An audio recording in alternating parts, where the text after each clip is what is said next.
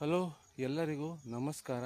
ಇಂದಿನ ವಿಷಯ ಅಗಸೆ ಮರ ಮತ್ತು ಸೊಪ್ಪು ಯಾವ ರೀತಿಯಲ್ಲಿ ಉಪಯೋಗವಾಗುತ್ತದೆ ಎಂದು ತಿಳಿಸಲು ನಾನು ನಿಮಗೆ ಇಚ್ಛಿಸುತ್ತೇನೆ.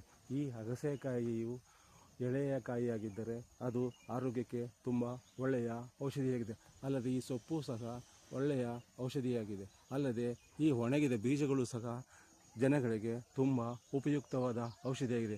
ಅದು ಹೇಗೆಂದರೆ, ಈ ಅಗಸೆ ಬೀಜವನ್ನು 100 ಗ್ರಾಂ ತೆಗೆದುಕೊಂಡು ಮತ್ತು 100 ಗ್ರಾಂ ಹುರಿಗಡಲೆ, 100 ಗ್ರಾಂ ಕಡಲೆ ಬೀಜ, 100 ಗ್ರಾಂ ಮೆಂತ್ಯ, 100 ಗ್ರಾಂ ಬಾದಾಮಿ, ಈ 5 ಪದಾರ್ಥಗಳನ್ನು ಸೇರಿಸಿ ಒಂದೊಂದಾಗಿ ಹುರಿದು ನೀವು ಪೌಡರ್ ಮಾಡಿ ಒಂದು ಬಾಕ್ಸಲ್ಲಿ ಇಟ್ಟುಕೊಂಡು ಪ್ರತಿನಿತ್ಯ ಬೆಳಗ್ಗೆ ಸಂಜೆ ಉಪಯೋಗಿಸಿದರೆ ನಿಮಗೆ ಯೂರಿನ್ ಇನ್ಫೆಕ್ಷನ್ ಆಗಲಿ ಅಥವಾ ಶುಗರ್ ಸಹ ಕಂಟ್ರೋಲಲ್ಲಿ ಇರುತ್ತದೆ. ಈ ಕಾಯಿ ಬೀಜಗಳು ಹೀಗೆ ಜನಗಳಿಗೆ ತುಂಬ ಉಪಯುಕ್ತವಾದ ಔಷಧಿಯಾಗಿದೆ. ಓಕೆ.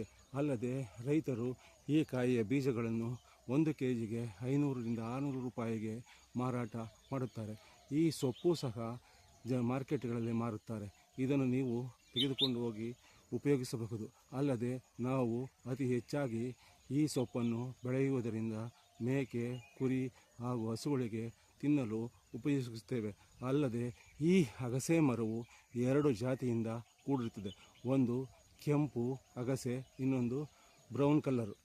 ಓಕೆ, ಅಂದರೆ ಬಿಳಿ ಕಲರ್ ಬರ್ತದೆ. ಈ ರೀತಿಯಾಗಿ 2 ರೀತಿಯ ಅಗಸೆ ಬೀಜಗಳು ಮಾರ್ಕೆಟ್ಗಳಲ್ಲಿ ಲಭ್ಯವಿರುತ್ತದೆ.